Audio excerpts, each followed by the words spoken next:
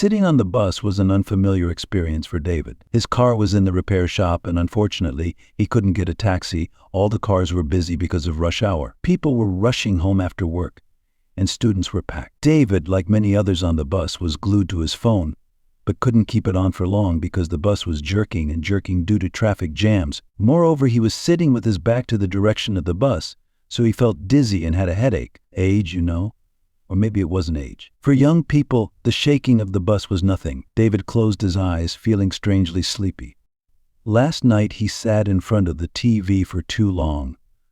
Not because the movie was good, but simply because he didn't want to sleep.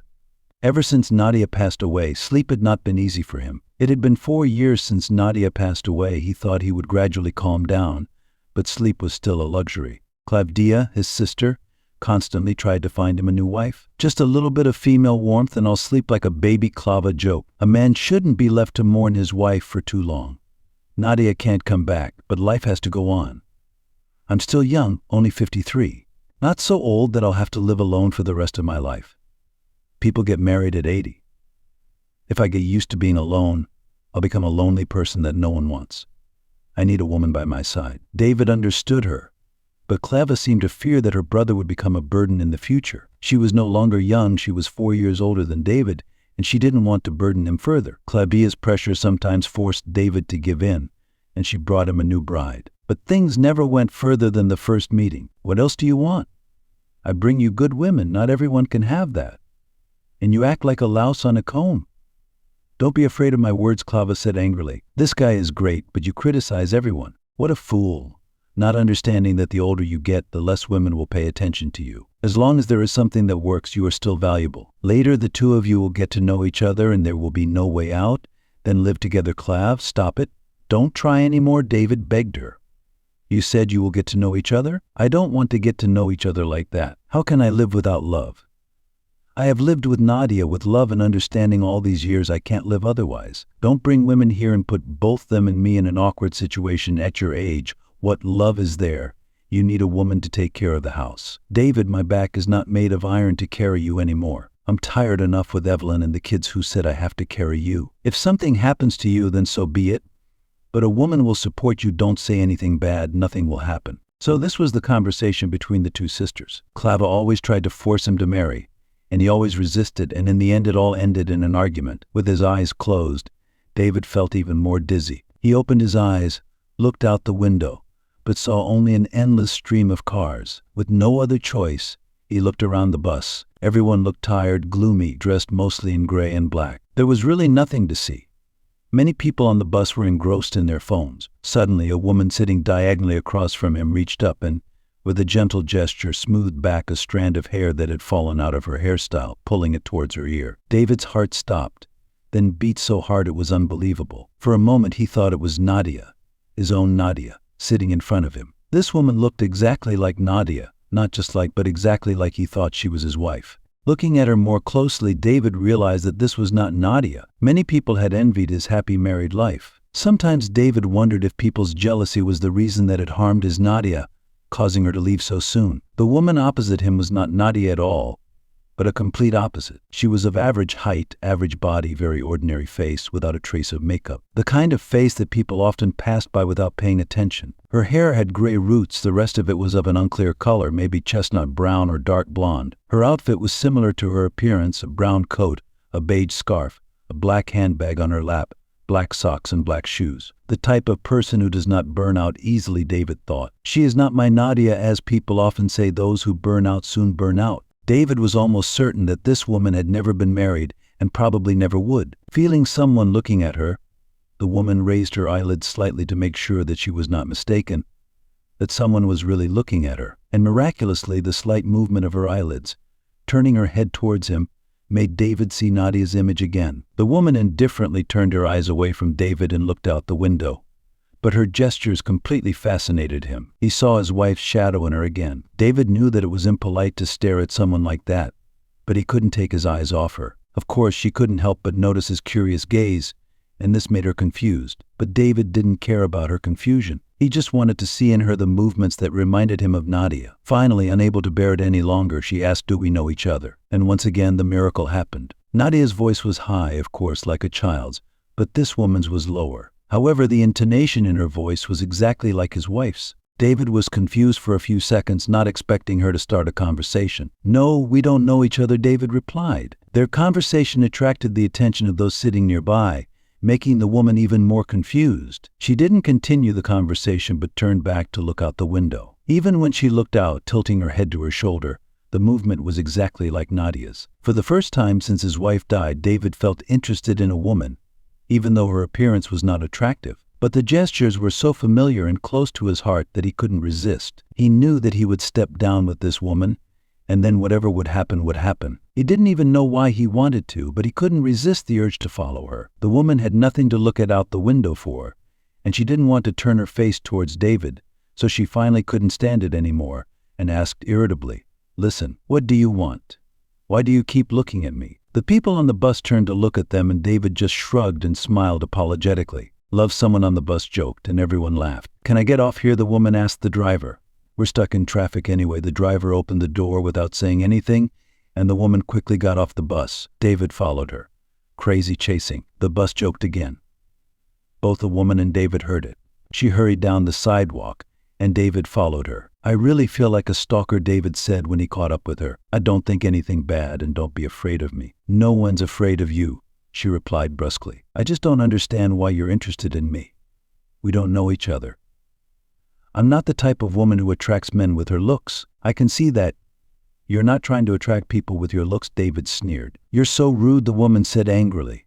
Just a little, David tried to joke, knowing that humor could sometimes save him in awkward situations. Although she wasn't trying to attract the attention of men, she had succeeded in attracting mine, David thought. "When want to get to know me?" he asked. Instead of immediately refusing, she seemed to consider it. Perhaps like all women, she was curious. "Or maybe," David continued, "as the young people of today would say, I've fallen in love with you." She raised her eyebrows unexpectedly and laughed, but not in a clear voice like Nadia's, but in a certain kind of laugh that evoked in David an intimacy he hadn't felt since his wife died. It was the first time since Nadia's death that a woman had evoked such feelings in him. "Are you married?" she asked. "I was," David replied, "but I'm a widower now. She's been dead for 4 years." "Sorry, I don't know," she said softly. "It's okay. You're definitely not married. I get the feeling." "How can you be so sure?" she asked, a little surprised. David didn't dare say it outright, but her appearance was one of exhaustion, disappointment, and forgetfulness. "Maybe you need a lover," she laughed, breaking the tension. "Oh, my name is David," he introduced himself, trying to keep the conversation going. "And you?" "Oh, I'm Evelyn," she replied, blushing. But Nadia never blushes, David thought to himself, as he gently took her hand and placed it on his arm. Evelyn seemed to want to push him away, but David held her hand tight. "It's easier this way," he said. "It's dark, it's easy to stumble, and you know the sidewalks." She didn't try to pull her hand away, but simply said, "You're not wasting your time. You obviously like women." "You're wrong. You may not believe it, but I've never cheated on my wife, and I haven't had any other women since she died. Although my sister has tried to set me up many times. And today is the day you want to get to know me." "Yes, not just any woman, but you," David replied. Evelyn looked at him in surprise, her eyes touching his heart. "Don't look at me like that," he said. "Or no, maybe just look at me like that." Evelyn laughed, and once again, her laughter stirred in David the desire to get closer. "Look, this is my house," she said, pointing to a building. "So we're going to break up here?" "I don't agree." "Invite me in," David said, but inside he was afraid. He feared that if he invited her to his house, something would stop them, not Nadia's spirit or ghost, but her memory, still lingering in the house. "You're even more brazen than I thought," Evelyn replied disapprovingly. "You're thinking about getting into bed right away? Where's the time for flirting and flowers?" "I'll go get some candy and flowers," David tried to joke. "Enough," Evelyn snapped. "I have to go." "Just kidding.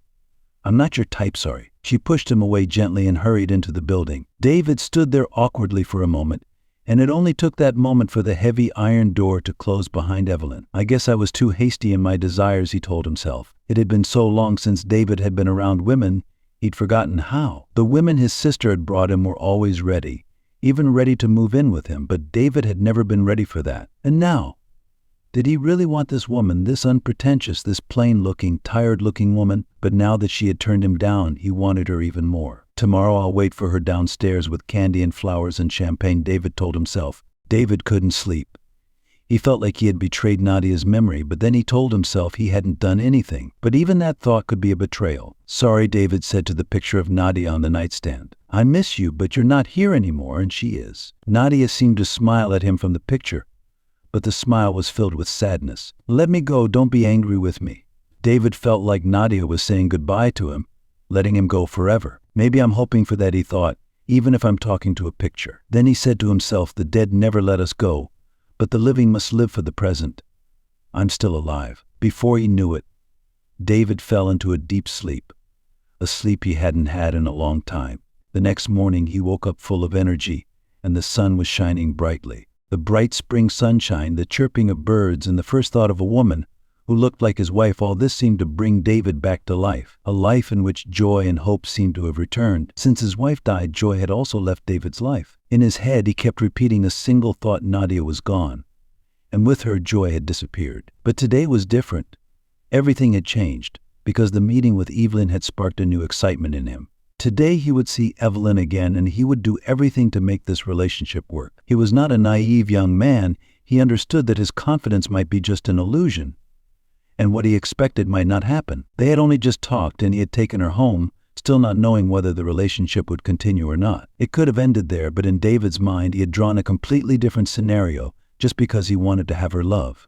He didn't believe in love at first sight, and moreover, was love possible at his age? Was it possible to fall in love twice in a lifetime? With Nadia he had fallen in love completely, both physically and mentally. And what surprised David was that a woman like Evelyn, unpretentious, no longer young, could make him want her, just as Nadia had made him fall in love. But when compared, Evelyn and Nadia had nothing in common except the way they moved and the tone of their voices. Evelyn's appearance couldn't compare to Nadia's beauty, but something in Evelyn's gestures, in her movements, reminded him of his wife. "Maybe when I look at her again, the desire to possess her body will disappear," David thought to himself. "Who knows, maybe I'm just imagining things because I'm too tired after a stressful day at work." David took the car back from the garage, bought a gentleman's outfit of champagne and candy, and waited downstairs for Evelyn. He felt as nervous as a schoolboy on a first date. "What if she turns me away with this outfit?" he wondered nervously. "She's not a very friendly person either. Who knows what she's thinking?" David sat in the car for over an hour, waiting, but Evelyn still hadn't appeared. He began to worry, even to feel a little jealous, something he had never experienced before. He had never been jealous with Nadia. "Maybe she's with someone else, and I'm sitting here like an idiot with flowers," he thought. "Even though she looks normal, she must be very attractive to others." It was almost 10 p.m., but David sat there, hoping she would come home. "She will, and I will ask her straight out if she is ready to start a relationship. No need to talk about love. I am not a child to be led around. She hasn't promised anything. But why am I so agitated? Is it just because I want to possess a woman that I have become this stupid?" David was angry with himself. He started the car and drove like an inexperienced racer. His tension showed in the way he drove. The speed increased and he almost lost control. "I am behaving like a crazy teenager," he thought, trying to control himself and slow down. "I am thinking too much. We are adults, each with our own lives. If I decide to enter Evelyn's life, it doesn't mean she will accept me." "You see, my dear," David whispered, "the flowers are useless again." "These flowers are yours after all," David said, placing the vase next to the picture of his wife. "Maybe I don't have the right to ask you, but if you can help, please find a way for Evelyn and I to meet again. Help me clear things up. You let me go, didn't you? Otherwise, how could I have noticed Evelyn? It's strange, I feel like you're mocking me." Nadia had always been a tease, and now David imagined her laughing at him, as if to say, "Why the rush, my love? The most precious things are those that don't come easily, that you have to work hard to achieve." David tossed and turned in bed, thoughts of Evelyn constantly running through his mind. He felt something strange. He had never been jealous of Nadia, a beautiful woman, but he was jealous of Evelyn, a woman with an ordinary appearance. That made him uncomfortable, and the irritation did not help him sleep. The next morning he was sitting in the car downstairs at Evelyn's house, without the flowers as before. Even though he had told himself he would never come back, after work without thinking, he drove there. And today it seemed that Evelyn had no appointment, because she was walking slowly toward the house, her head tilted slightly to the right. There was something strange about her gait and about her body. Yesterday, when they were together, David had been infatuated, but today, from a more objective perspective, Everything seemed different. Evelyn, David called out and jumped out of the car. She jumped slightly but did not turn around, just stood still waiting for him to come closer. "Hello," David said, then raised his hand to her cheek and kissed it lightly. Once again she jumped. "Why are you so startled, Evelyn? Did I scare you?" David was as happy as a child who had just received a toy he had dreamed of for a long time. "I waited for a long time yesterday, but you didn't come back. Where were you?" Evelyn raised her eyebrows in surprise and smiled slightly, replying, "Don't you think I'm asking too much, David? Do I have to tell you where I'm going, what I'm doing?" No, I just really want to see you." David noticed that Evelyn had dyed her hair and put on a little pink lipstick. Her eyelashes were also carefully curled. Did she do this for me, was the first thought that came to David's mind. "If so, I have a chance. Give me the bag. It looks heavy." "Let me carry it," David said, and quickly took the bag from her hand. "I also bought candy and champagne." "Wait a moment, I'll get it." "Where are the flowers?" Evelyn asked, a little disappointed. "Flowers were yesterday. Today is different," David replied, and threw the bag into the car, opened the door for Evelyn to sit in the front seat. They drove off, and Evelyn asked, "Where are we going?" "Wait and see," David replied, stopping in front of a flower shop. Evelyn smiled as she accepted the bouquet of tulips and daffodils. She buried her face in the flowers, enjoying the sweet scent. "Maybe you want roses?" David asked. "No, I think you're right. Tulips and daffodils are in season, and roses are always good." Evelyn smiled and closed her eyes, enjoying the scent. "The scent of spring is special. No one has given me flowers in a long time," she said. "I mean, no man has. Flowers from colleagues for birthdays or March 8th are different. They don't make me feel this excited. I'm glad I made you happy. How about champagne?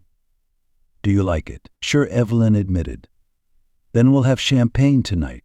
I'll invite you to my place." "I promise to behave," David smiled. "I invited you," Evelyn replied, "and I'm sure you'll behave.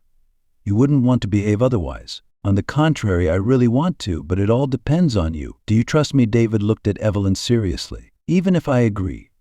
"Well, we're here. Let's go." David carried the bag into the kitchen and began to take care of Evelyn. He gently removed the large scarf that covered almost half of her body, making Evelyn look small and weak. He helped her take off her brown hooded coat, and when she turned around, David was suddenly stunned to notice that she had a hump on her back. This was so unexpected that he stopped, still holding the coat in his hand. "So now, do you still want to behave inappropriately?" Evelyn smiled faintly, looking sour. "Or have you changed your mind, no longer want to drink champagne?" She shook her head vigorously, tossing her hair back, but the hair that fell was not enough to cover the hump. It was prominent, and David had never suspected that the woman he cared about had such a striking physical defect. It explained the strange way she walked.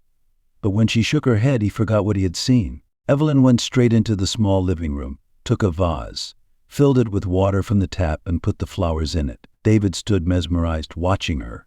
"Will you go?" she asked. Her voice choked as she buried her face in the flowers. She didn't dare look at David, perhaps afraid of seeing the rejection in his eyes. When she bent down to smell the flowers, the hump appeared again, as if it had a life of its own, appearing at the most inconvenient moments. Evelyn's question still hung in the air. David half wanted to leave to escape reality, but at the same time he was strangely drawn to the hump. He wanted to touch it, to soften its presence so that it wouldn't get in the way. Receiving no answer from David, Evelyn said softly, "Go." David came up behind him, reached out and touched the hump. Evelyn took a step back, then laughed. "You think if you touch the hump, your wish will come true." She laughed, but in her eyes, David saw a pain he had never seen in Nadia's eyes. "Don't believe that, David. It's all lies."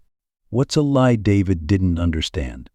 "They say that if you touch the hump and make a wish, it will come true.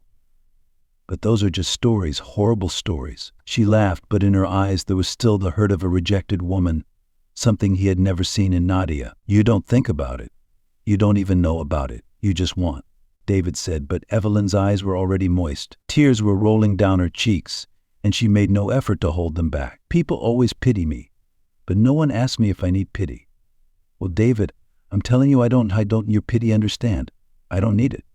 And now, go away." When a woman cries, she usually becomes less attractive, but not Evelyn. She was still radiantly beautiful in that moment, and David felt her presence more strongly than ever. The movements that reminded him of Nadia were now fading. He tried to hug her, and at the same time, tried to accept the hump, the thing that made him feel alien. He thought that to overcome this barrier, he had to face it, to control not only his eyes but also his touch. But as soon as he touched his hump again, Evelyn pushed him away sharply and looked straight into his eyes with anger. "Why don't you go?" David was actually relieved that Evelyn had spoken so firmly, because he had no idea how to handle the situation. She was crying, angry, and not like Nadia anymore. "Maybe you're right," David admitted. "I should go. Sorry if I hurt you."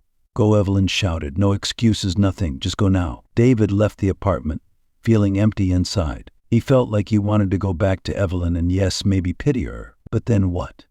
What would come after pity? Pity meant hope, and David wasn't ready for that. He wasn't sure if he really wanted Evelyn as much as he thought he did. Between them, her hump always seemed to stand between them, like an invisible barrier. When the bump couldn't be hidden under her thick hair, it pushed David away from Evelyn. And Evelyn sat there, looking at the bouquet of flowers David had given her, at the unopened bottle of champagne, and tried to calm herself. All her life she had been used to being rejected by men. She had fixed her hair, put on some light makeup, which she didn't usually do, but this time there was something different. She liked David, really liked him, but she thought, was she worthy of a man like him? David, a handsome, mature, and serious man, and she was surprised that he had even noticed her. There were so many beautiful, confident, and vibrant young women around him. Evelyn had always told herself to know her place, that she couldn't compare to those women. But this time she didn't want to go back to the position she had pushed herself into all these years. She didn't want to go back to that dark place. David was strong, she saw that, and secretly hoped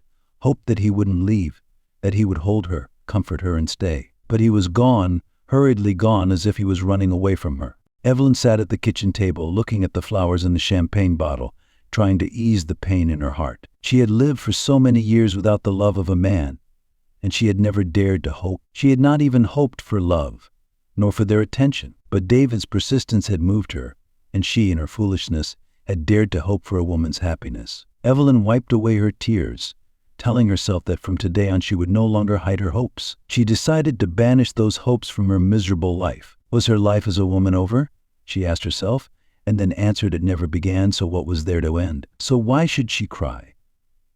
Fate had given her the last gift, meeting David. These flowers, soon they would wither, and she would throw them away. It would all be like a fleeting dream that would disappear. But even so, it still hurt, an unbearable pain. She needed to calm down to continue living, even though she had nothing or no one to hold on to this life. Only her aunt, a frail old woman, was still the only reason forcing her to continue living. Aunt Pandora raised her after her mother decided to send her to an orphanage. Evelyn was not even wanted by her mother after her parents divorced. Evelyn's father only appeared a few times after the divorce, then disappeared as if he had never existed. She only remembered him with an unshaven face, bloodshot eyes, and a strong smell of alcohol. When Evelyn grew up, she understood that her father was an alcoholic, which was probably why her parents had separated. She remembered the last time he came, took some candy from his pocket, hugged her, and cried, "Poor us, Evelyn. No one wanted us." Perhaps he had foreseen what would happen, because right after the divorce, her mother remarried and decided to send Evelyn to an orphanage. Evelyn's stepfather had never liked her. This was clear from his gaze. Every time his eyes rested on her, she felt her skin tingle, as if insects were crawling over her. He refused to sit at the table with her, and Evelyn once overheard him say with disdain, "I can't stand her." Her mother was silent, knowing that her sister, Aunt Pandora, was right to object to sending Evelyn away.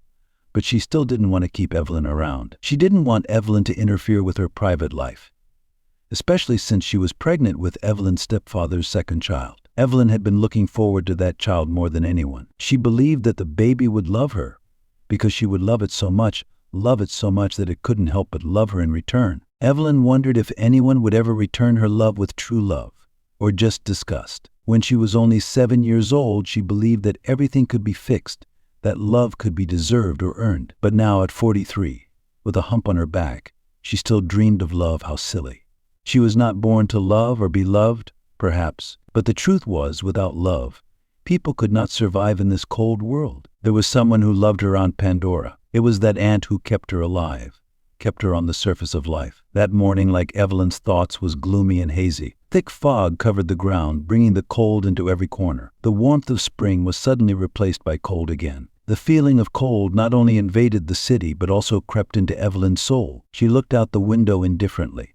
Everything was the same as always. It was a Saturday morning. The yard was empty. No one was in a hurry to go anywhere. She felt like the cold and mist from outside was seeping into her house through the walls and windows, trying to invade her soul. She wrapped herself in her shawl, trying to fight off the cold, though deep down she knew she was lying to herself. She wanted David to stay, wanted him to hold her, but that didn't happen. If he had stayed last night, things would have been different. They could have woken up together, and she wouldn't feel so cold and alone. David woke up to the call in his dream, the call that brought back his thoughts of last night. He didn't fight it, but instead decided to analyze everything more clearly. Did he really want to leave when he saw Evelyn's hump? No, he didn't at first. Evelyn still fascinated him with her gestures, and he felt sorry for her. But now he felt like it was the hump that was blocking them, not Evelyn herself. David tried to calm down and asked himself if he really wanted to continue this relationship. What did he know about her? What did she know about him? They had never really spoken to each other. Maybe he should just write it all off as nonsense. But he couldn't convince himself of that. What Evelyn evoked in him now was pity, and pity was not enough to go much further. She had made it clear that she did not need his pity, but he wanted to pity her. He wondered if anyone in Evelyn's life had ever truly loved her, and if so, who was it, and was they with her? David tried to convince himself that Evelyn was not the type of woman anyone could love, but perhaps, in her life, there was someone like that. Perhaps she had spent the night with that person. What do I want? David asked himself, and then answered himself, I want to see her again. But why? He did not know. Or perhaps he did. I want to pity her, to hold her, comfort her, and never let go. The conversation with himself made David realize that he would go to see Evelyn again right now. He quickly ate breakfast, got ready, and set off. David stood in front of Evelyn's house, ringing the bell several times, but no one answered. The door had no peephole, but if Evelyn were home, she would surely ask who was outside. There was no sound from behind the door, so she probably wasn't home. Jealousy crept into David's mind again. Was she with another man after what happened last night? I was a fool to come here with this pity, he thought. Evelyn, I know something is going on, he told himself. You can't hide it forever. Meanwhile, Evelyn sat next to Aunt Pandora, hugging her tightly and crying. Aisaka, my daughter, Aunt Pandora said, stroking her hair. Don't break my heart like this, my dear. Tell me what happened. I'm in love, Aunt Pandora. I'm a fool. I know it's not for me, but I can't fight it. Oh my dear, you scared me. But what's wrong with love? Who hasn't loved? Do you think I haven't? Everything will pass, Aisaka. Even this love of yours will pass. I don't want it to pass. You know, I suddenly feel alive. I feel pain inside, Evelyn said, tapping her chest. Here I feel pain, but at the same time sweet, full of anxiety. I feel like I'm awake inside. What about him? Aunt Pandora asked. His name is David. He's handsome, strong, and mature. I just wanted to pity you, but I'm married. No, I'm a widower now, David said. What about you? You don't need pity. You're foolish, my dear, said Aunt Pandora. Everyone needs pity. It's pride in you. It gets in the way of love. Sometimes pity turns into love. In the old days, people used to say pity means love. You pushed him away, and that was wrong. You're grown up, but you still don't understand a lot of things. Evelyn, there's too much pity in your life, Evelyn replied. You see, pitying looks too often. You know, there are still people with living hearts who know how to pity not only themselves but others. And that's a good sign, Asenka. Aunt Pandora smiled and winked at her niece. Don't push him away. If your heart has awakened, let him pity you. He's back, right? If not, it only means he's not for you, and you'll be at peace again. But I believe you still have hope. Elizabeth laughed and said, Don't be sad. Men like women when they smile. You see, that smile suits you very well. Have you dyed your hair? Good job. She pointed to the box on the cupboard and continued, There's 10,000 there, take it. For what? Evelyn asked in surprise. That gloomy brown coat needs to be changed into something brighter, more fashionable. I understand that 10,000 isn't much, but that's all I can give you. Thank you. Do you really think I should change it? Of course, even if it's not for love, it's time for you to change. I've never said this to you, but bright colors bring joy to our lives. Sometimes we need to make ourselves happy, my daughter.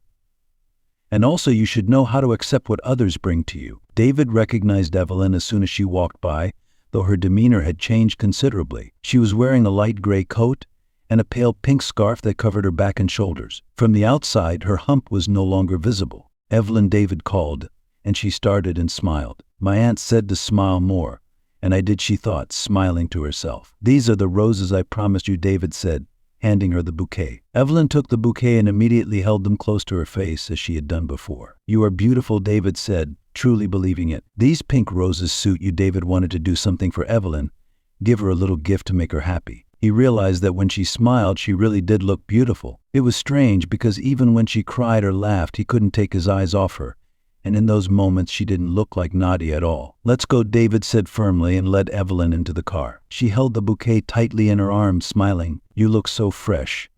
I want to give you a little gift that you can pick out for yourself," he said as they reached the mall. David led her to the handbag section, kissed her cheek, and whispered in her ear, "Pick whatever you like. Don't worry about the price." Evelyn was happy.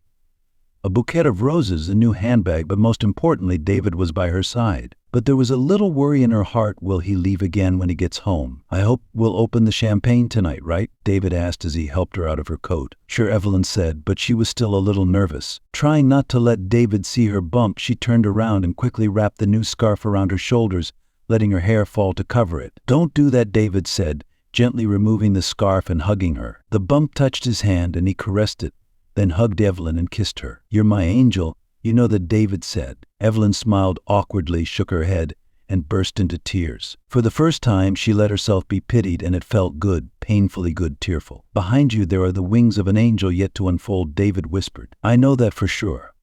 Take me under your wings, my angel, and promise me that when they are spread we will fly together."